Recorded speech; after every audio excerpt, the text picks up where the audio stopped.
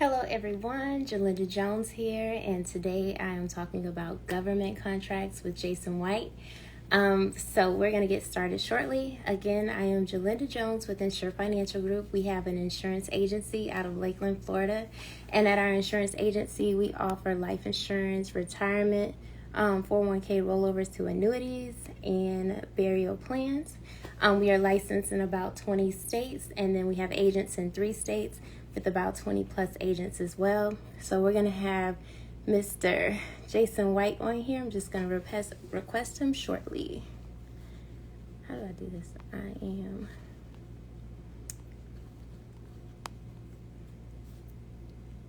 Alrighty, so we're going to get started here. Again, tonight we're talking about government contracts, and I had to get somebody on here to talk about this, and we actually are going to have multiple government contract conversations because this is an industry where you just have to know that it's available and know that the government is looking to work with small business owners, minority-owned businesses, women-owned businesses. So there's a lot of resources to be learned about here, and I'm just excited for this conversation tonight. Okay. Okay, let me see here. There we go.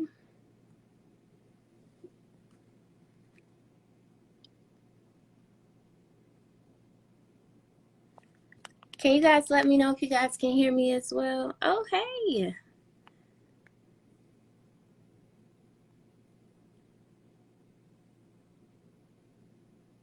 Okay, Jason is saying you're unable to join, so let me know. Try to request it again.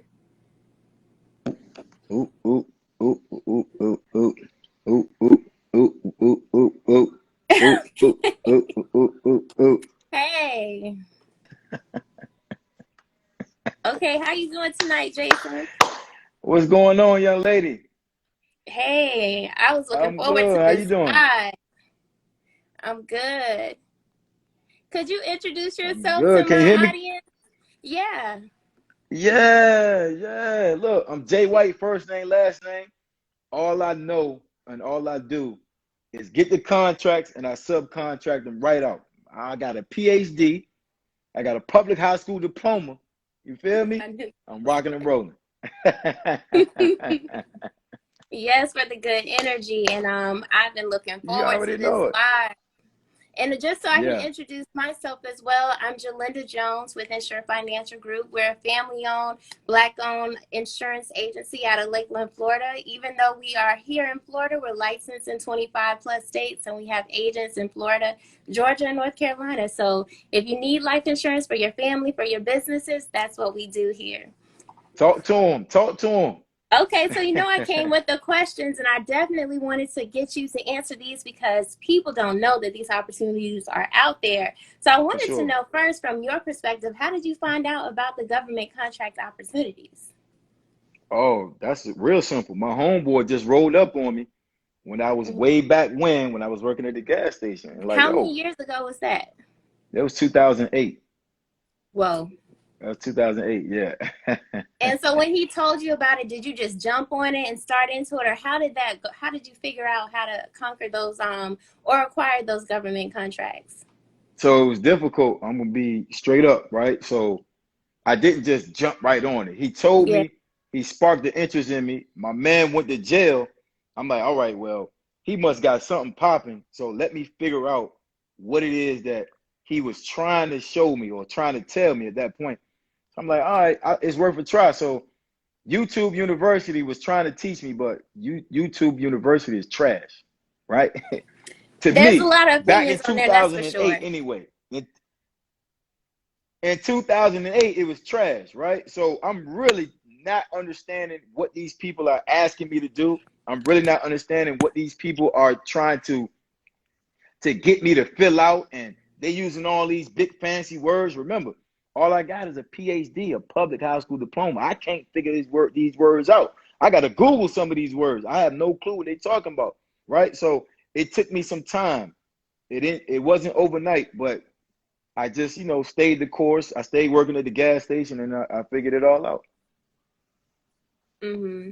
Yeah. Okay. And something I was looking at in some of the lives I've seen you done before is that you were talking about, you're applying for a lot of these. So can you tell me like what was the timeline of how many were you applying for and actually winning, and then how long did it take to kind of get a system down?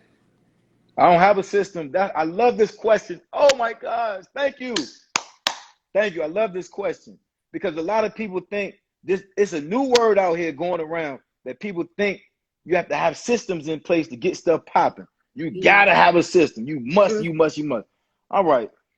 Your system is whatever's comfortable for you, especially when you're building your business. So back in 2008, I had no system.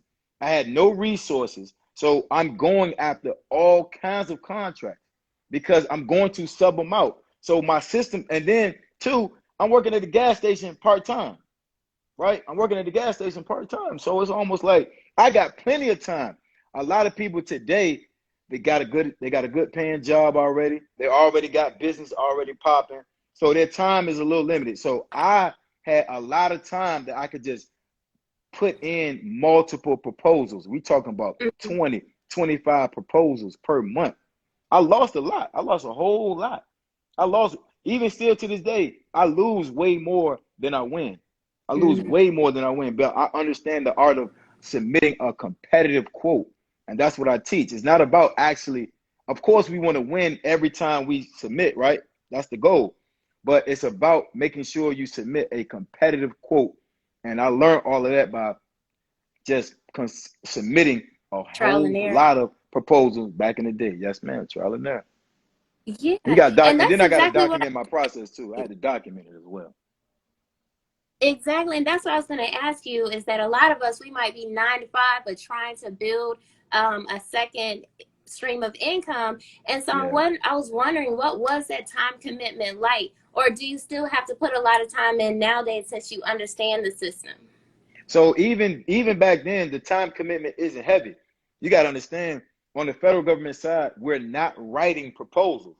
That Okay. takes a lot of stress off a lot of people once I tell them we don't write proposals. We just submit documentation based off of what is being asked of us. So that takes a lot of pressure off of a lot of people in terms of time, right? Mhm. So my time was, maybe 7 to 10 hours per week. And now, obviously, that I got it down pat, or now I do have a team now, right? Because my business warrants me to have a team. My business warrants me to develop a SOP or a system. So now that 7 to 10 hours a week is probably like, I don't know, 3 to 4 hours a week, something like that. Okay. Because it's streamlined, it's different. Hey, what's going on?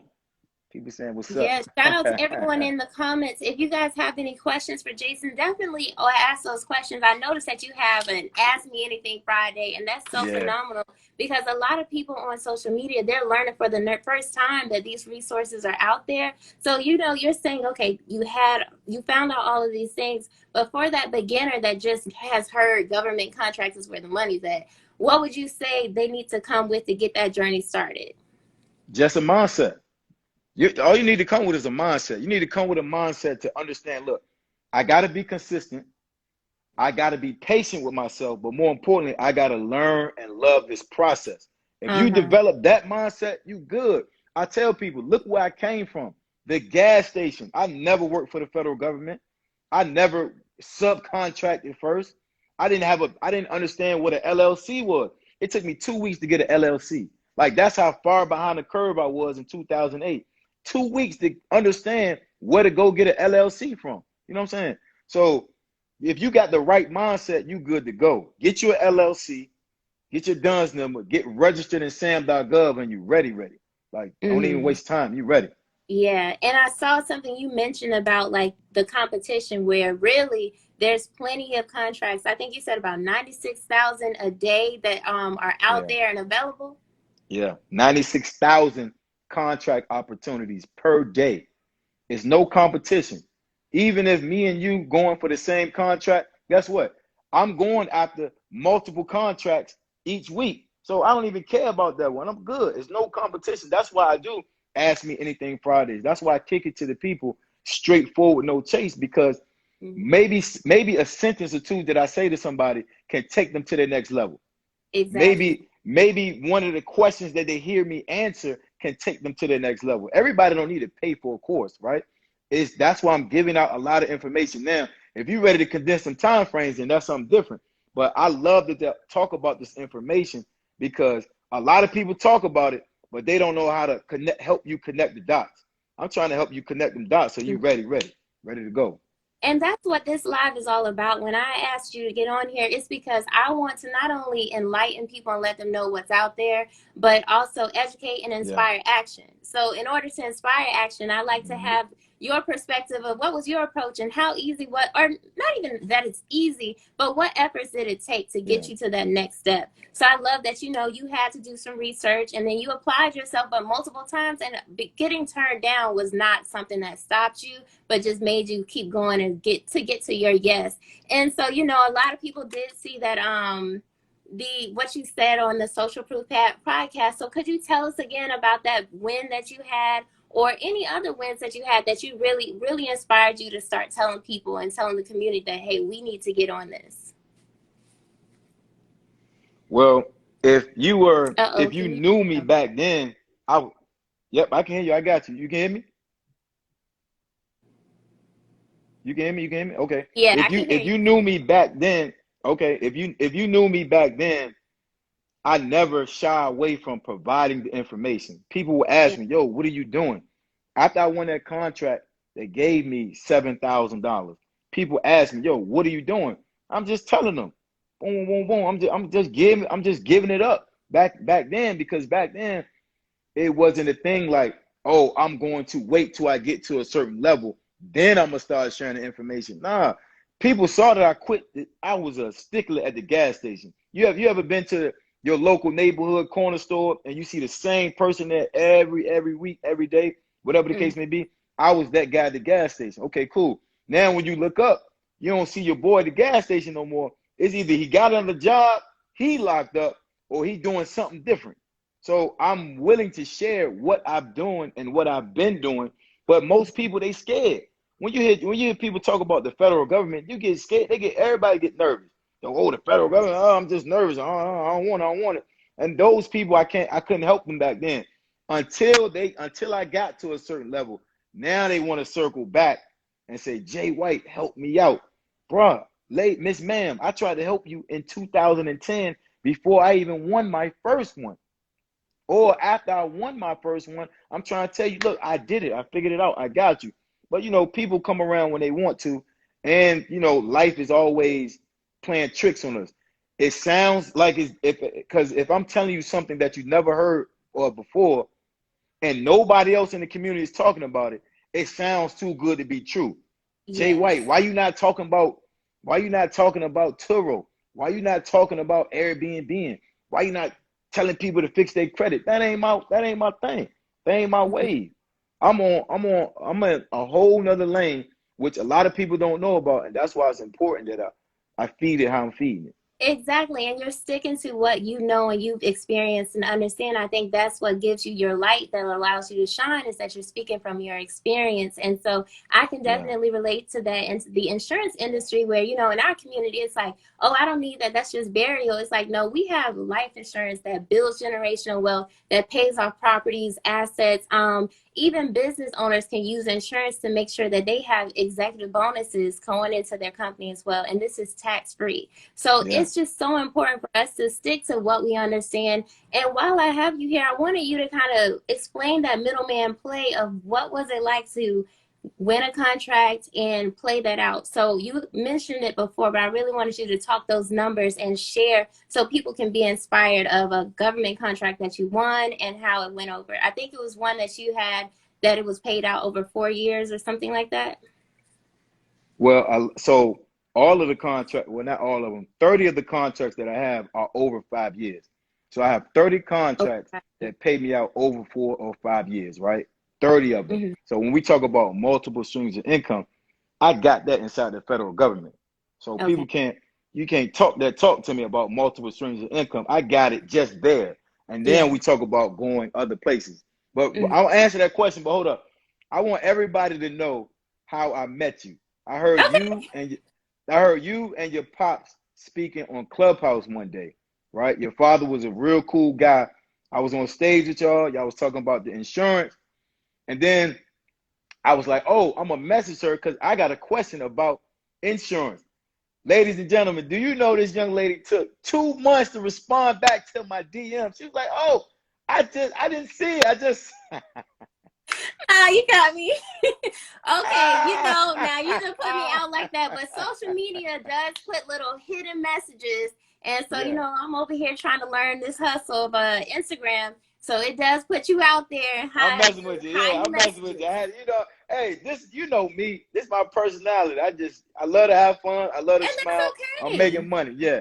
So, Yeah, so uh, we met back in what was the question January again? I through don't forgot the Clubhouse, question. and you were really. It's okay, but let me put it out there. Yes, you did message me back in January through Clubhouse, but I was just learning that Instagram will hide messages from people that you don't know. So then you have to like go in there and Yeah. check and stay adamant. So now I'm so much better than that. So y'all, even though he put me out like that on Front Street, I do answer my DMs. I send different resources and answer questions to different agents about the insurance industry. So you're not gonna try my G like that on IG Live, okay? But yeah, the question was, I was asking you, what was the contract that you spoke to on Social Proof about, it was over 4 years. I think it was like a $3 million contract, a $3.2 million contract. 3.2.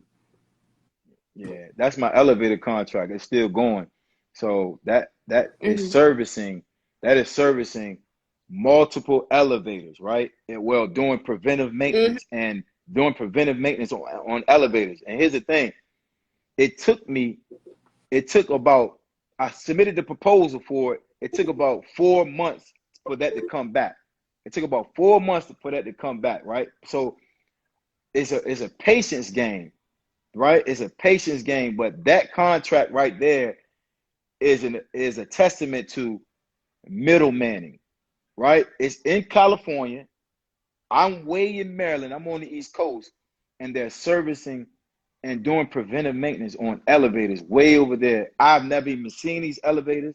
I've never even seen the guys that work on the elevators. I just speak to them over the phone and I email them. Mm-hmm. Right? So I found the contract. Mm-hmm. I read through the scope of work. I based off the scope of work in California.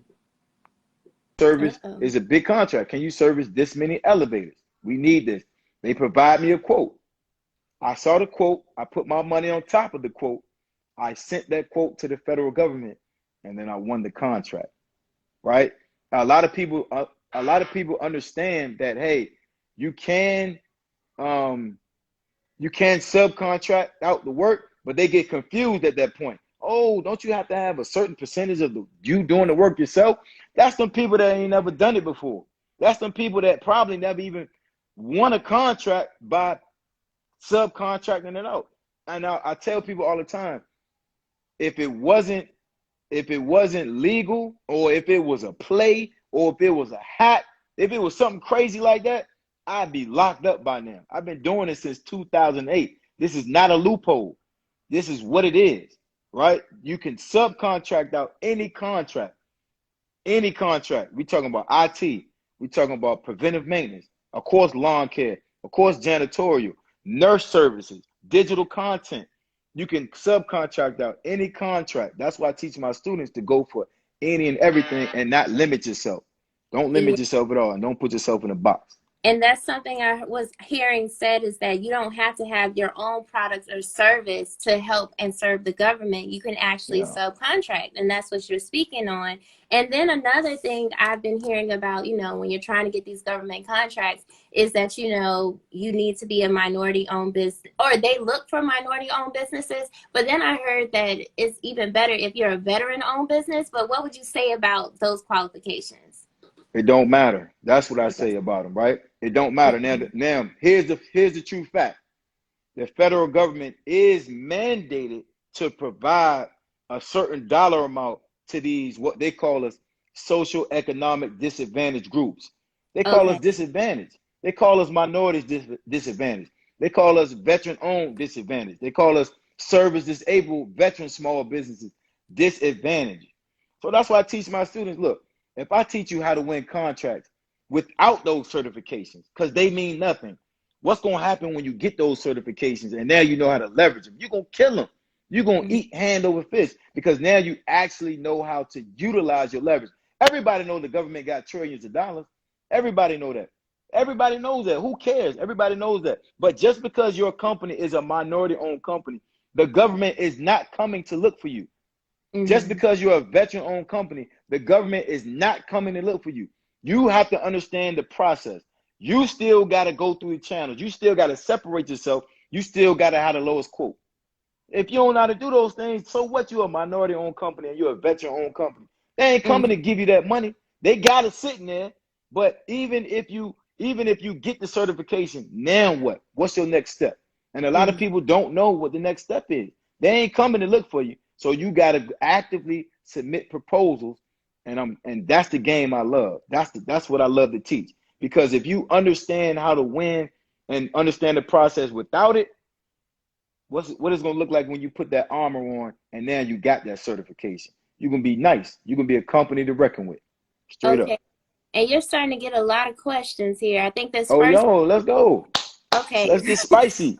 Okay, so what makes you different than other government contracts programs out here like Erick's and Hams? If you know who Erick's and the Hams are. Yeah, I don't even know what it is, but this is what made me different. This is what made me different. I'm not talking about stuff I used to do. My company is still winning contracts today, middleman. I ain't talking about stuff I did in 2008. I'm talking about stuff I did August 2021, June 2021. So my information ain't old, my information new. But more importantly than that, my students are winning federal government contracts as the middle person. And that right there is all the social proof I need. They winning contracts based off the information I'm giving them. So that's what make me different, straight up. Okay, and then someone wanted you to talk about the actual contract writing correctly to ensure paperwork is done correctly. So if you know any tips, I guess, to share about making sure paperwork is done correctly. All right, so here's a misconception. You're going to lose contracts.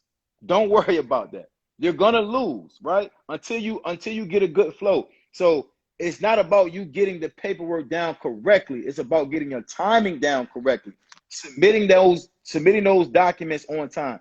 In the federal government, there's a section called instructions to offers. You just read that section and that'll let you know what you need to submit.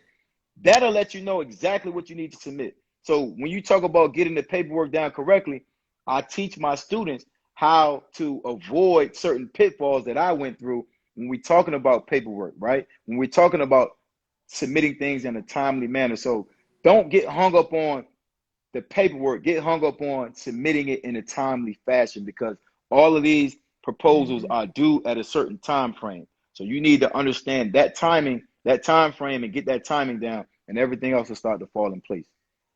And something else I saw in one of your videos was just the importance of relationship building and making sure you're reaching out to the people and talking to them, so you're more than just a name on a piece of paper, but they're like, oh no, we've actually spoke to this person before. Yep. Peep game. If me and you never spoke before today, us talking right now wouldn't be organic.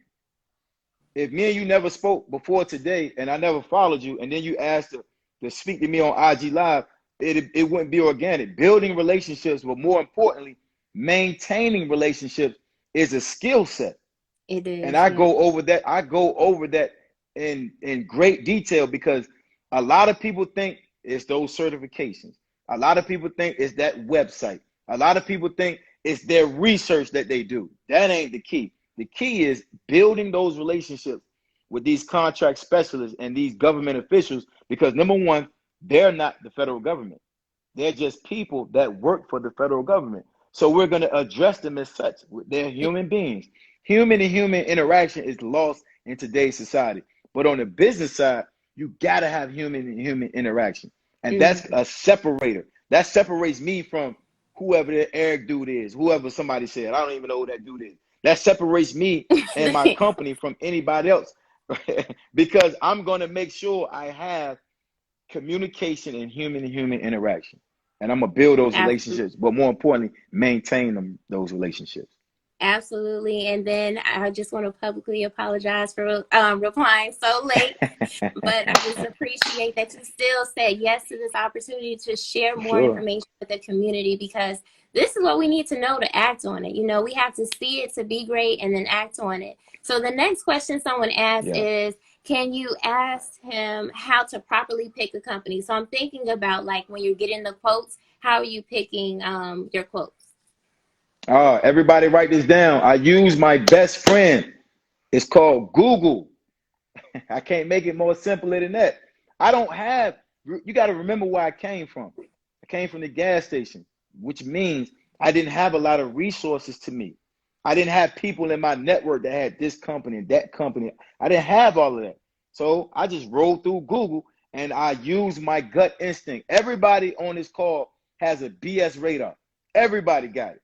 Everybody knows when somebody, whether you know what they talking about or not, you know when somebody trying to fluff you. You know when somebody trying to sell you. You know when somebody trying to BS you. Everybody got that. So you got to listen to your intuition. You got to listen to your gut feeling when you're speaking to these companies over the phone, because they're sight unseen, because they're trusting you as well. It's a two-way street. You just reached out. You just reached out to them out of nowhere, and all of a sudden they're going to go on these government facilities based off of your word. So it's a two-way street. Okay, Elevating Creations is coming with the questions. There Do you go. I want the smoke. I want all the smoke. Okay, so it says there is an RFP for a contract I'm interested in another country. It's very detailed on the qualifications each person should have. How do you suggest finding these particular people over there? And should I back away from the contract in another country? Yeah, if this your first one, yes. If this your second one, yes. Back out of it, because you got to get the process down first. It's government contracting is a lot to chew on if you've never done it. And if you're trying to do it alone without any help and guidance, it's a lot to chew. So start with stuff over here in the country and get the process down pat. Once you get the process down pat on how to, you know, find people for your contract, how to look for the right companies. Once you get all that down pat, man, overseas is gonna be a cinch. Overseas is gonna be a cinch, but you got to get it down packed over here first. So I don't want people to jump out the window on the 15th floor, jump out the window on the third floor. So when you fall and you didn't build your Mhm. parachute correctly, you still on your own 2 feet. Okay, and this next question is, have you ever been awarded a contract and then had to return it for not being able to successfully provide the service? That's Yes, a pretty good yes, question. yep. That's a great question. So the answer is yes. The inauguration, I had 2 contracts. I had one to provide security, and I had another one to provide transportation. The transportation contract fell through. Does everybody know why? Because my subcontractor got nervous when they stormed the Capitol. When they stormed the Capitol, my subcontractor, who was going, which is James River Bus Transportation, they were going to provide transportation for me from from Andrews Air Force Base down to DC, right? They backed out because those individuals stormed the Capitol. So that the federal government is looking at me. All I did was tell the truth. A lot of people nervous to just tell it, say what it is. Say what it is. Hey, listen, the company that I was partnering with, they're backing out due to the recent events on the Capitol. We can no longer provide this service. Guess what happened? We understand. Thank you. Even if they didn't storm the Capitol and I couldn't provide the service, I'm going to tell them why I can no longer provide the service. And with the federal government, remember, we're talking about still doing what? Building these relationships, more Mm, importantly, maintaining them. What's one of the ways for anybody to know, like, and trust you? You got to be truthful, communicate. and you gotta honor, you gotta operate in communicate a high level of communication and just being truthful, and that's how you Mhm. do it. So that leads into a question I had for you. It's like, what is something you wish you knew when you first started? Oh man, which documents to actually look at? I wish I would have knew that back in 2008.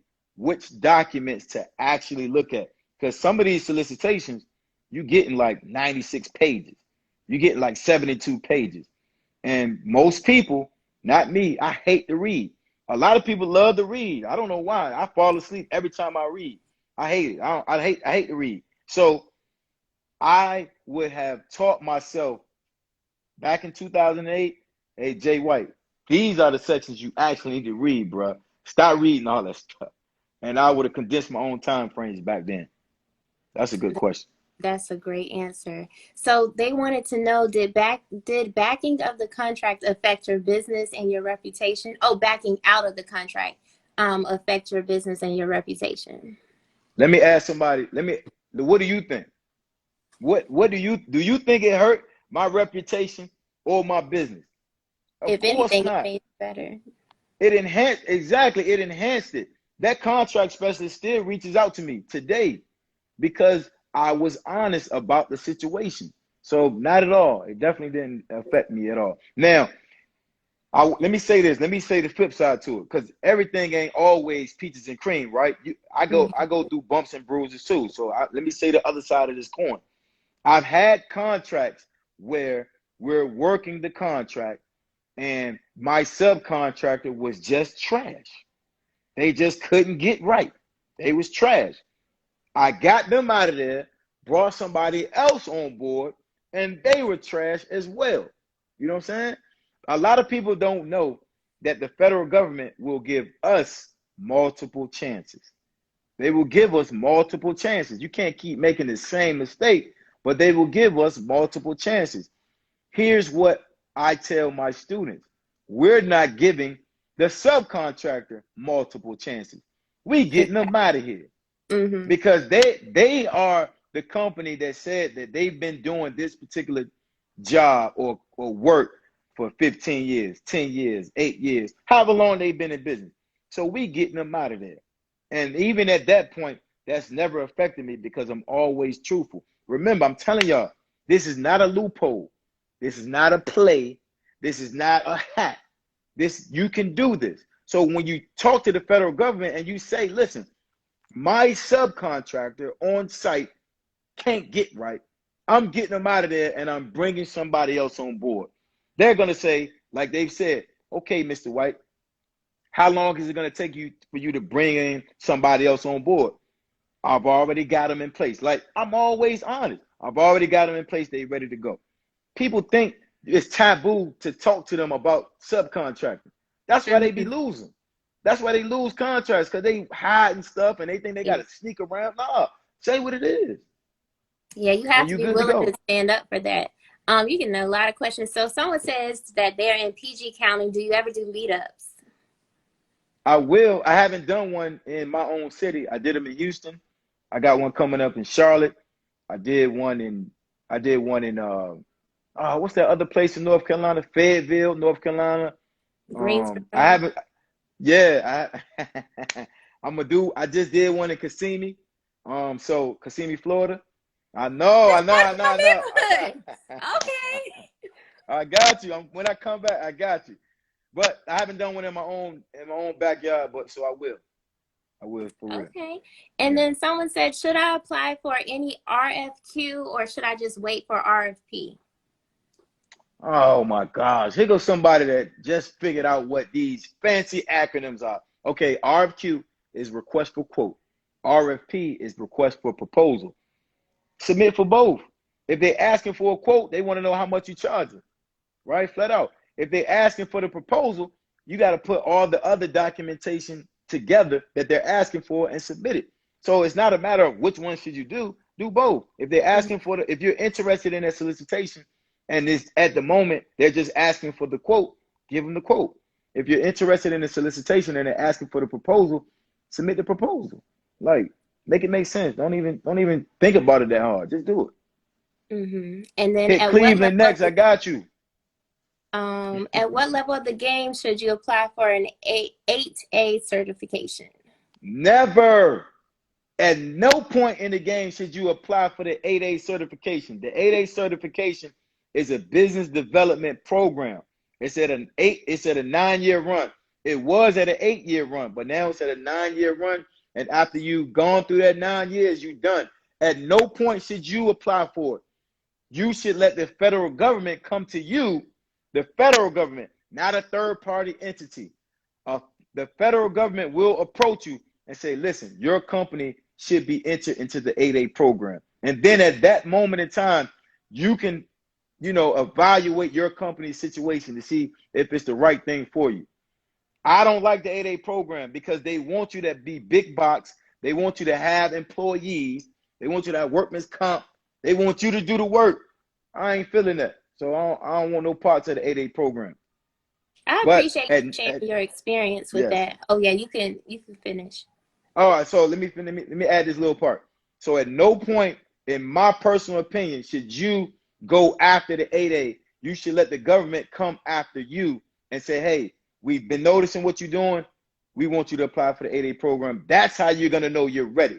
A lot of people think they're ready to get into the 8A because that's like the minority certification, right? The 8A program is like the minority certification. So a lot of people speak about it as if they should join it. First thing in history, and that's my personal opinion. So it's like a little trap. Okay. And so shout out to Yeah. Speedway Dave. He said he is with the Department of Defense contracting officer and that they give a lot of chances. So that's letting you know that, hey, you can trial and error this thing out, but try it, get your experience, and get these wins as well. Told you. He just validated what I said. The federal government will give you a lot of chances. It's up to us as the middle company not to give that subcontractor that many chances because they are the expert in that field. And we were trusting our company name in their hands. So since they fumbled, we getting them out of there. Mm-hmm. Okay, I have a question. They say, do you mind sharing details on how to read papers faster? Is that in your program or your course? It's in the course, but I'm gonna say it, write it down. It's in the course. You need to look for the scope of work. You need to look for the pricing sheet. And then you need to look for a section called instructions to offers. Okay? Scope of work, pricing sheet, instructions to offers. That's all I'm gonna say on it. That's all I'm gonna say. Okay, but that's what you need to look at. Okay. So hopefully whoever asked that question, you still in here and you wrote it down. Okay, so another comment is my biggest obstacle right now is finding the right flow to with these solicitations. I feel like I'm not chasing down quotes in a timely manner because it's taking subs some time to get back to me. Well, that's the name. That's the work. At the end of the day, right? We gotta work. A lot of people think you're not doing anything. That's our grind. If they're not getting back to you, then you got to go after another company that's responsive. That's our work. That's where we grind at. So if they're not rocking with you, then you got to go with somebody else. And that's what it is. Yeah, another question was, should I apply for women-owned certification? Is it necessary? So that's a good question. It's not necessary, but you should apply for it. It's not gonna win you a contract. So don't think because you're getting that certification, you're gonna win a contract. So it's not necessary, but you should apply for it. Sure. Mm-hmm. I would never discourage anybody not to do it. Go ahead and apply for it. I see a question. It says, where do you apply or do you use Google to find government contracts? I know you mentioned SAM.gov before.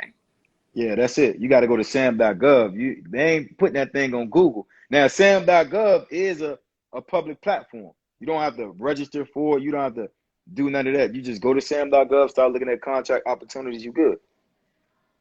Okay. Okay, so those were the questions they had.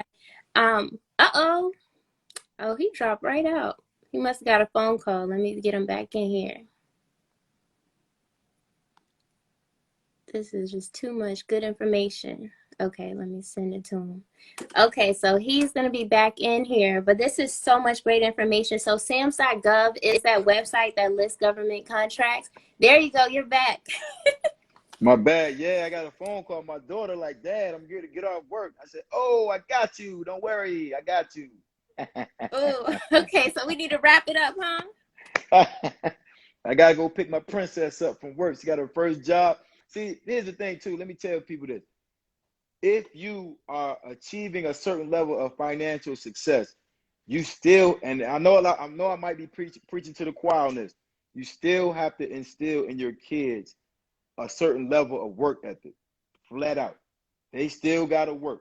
You know what I'm saying? Like, they still got to understand what it feels like to work for money. Even though you can hand them the world, is that helping them or is that hurting them? And it's our job as parents to help our kids, even though it's our job also to give them a better lifestyle than what we had, but we don't want to hinder them while we're giving them that fancy new lifestyle. So my daughter got a job, flat out. You know what I mean? At 16 years old. That's phenomenal. There's a lot of questions trying to come in before you leave. You want to answer these or do you got to go? Should they DM you? Yeah, you got to DM me, man. I got to go get my princess. What you talking about? I ain't going to have her sitting on the side of the road. You know what I mean? Okay. Well, you guys, he does give out great information on Instagram, on Clubhouse. I would definitely reach out to him to get your questions answered. And he does have Ask Me Anything Friday, so definitely ask him questions there. And if you have any life insurance questions, feel free to reach out to me as well. Anything else you want to say before you jump off? No, look, I want to say this. I accept your apology. Let me say that, you know. And then, too, look, I want to say this, too. There's a lot of ways to make money out here in these streets, right? It's a lot of ways. It's a lot of fancy ways. It's a lot of exciting ways. Everybody should be doing a piece of business with the federal government. Point blank, period. I don't care if you got your own company. I don't care if you're doing amazing. If you're not doing business with the largest purchaser in the world, then I would encourage you to figure out a way to do that, because they ain't going nowhere. They here. Through the pandemic, through shutdowns, they here. Absolutely. Absolutely. Yeah. So thank you so much. And then do you have any contact information you want me to drop in the comments, or you want to drop in the comments so they can contact you? So look, this is my Instagram at @IamJasonWhite_. And then my website is thefederalcode.com. You talk to me, I talk back. I ain't one of them guys that's not going to talk back. I got you.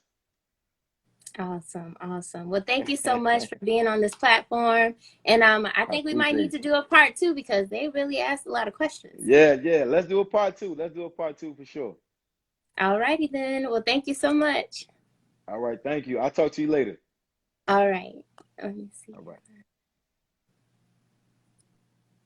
Okay, thank you everybody for tuning in. I hope you appreciated the information, and just like he shared that you absolutely should be working with the government, you absolutely should protect your family, absolutely protect your business as well. With life insurance, it is something that you can guarantee the sooner you get it, the easier it is to qualify for, and I would call it a luxury as well, because life insurance is something that if you wait until it's too late, it's harder to qualify.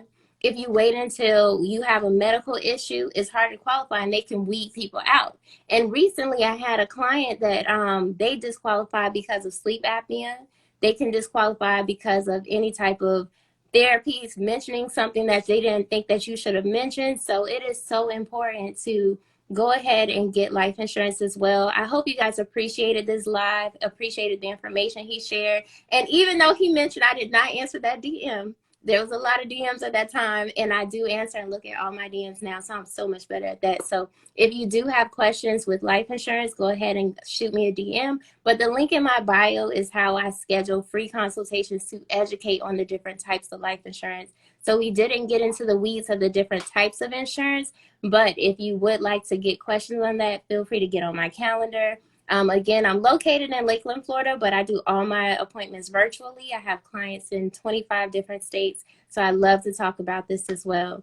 If you guys did have some questions, you guys can go ahead and drop them in the chat. But something I will share is that life insurance is something that's been around for 200 plus years. There's a book called Become Your Own Banker, Money, Wealth, and Life Insurance, and Wealth Unbroken, that breaks down how we could actually use life insurance and leverage it for the death benefit while you're living. So most people know you can only give it to your family, but really you can leverage that death benefit as a living asset, cash asset, and purchase land, property, and things of that nature.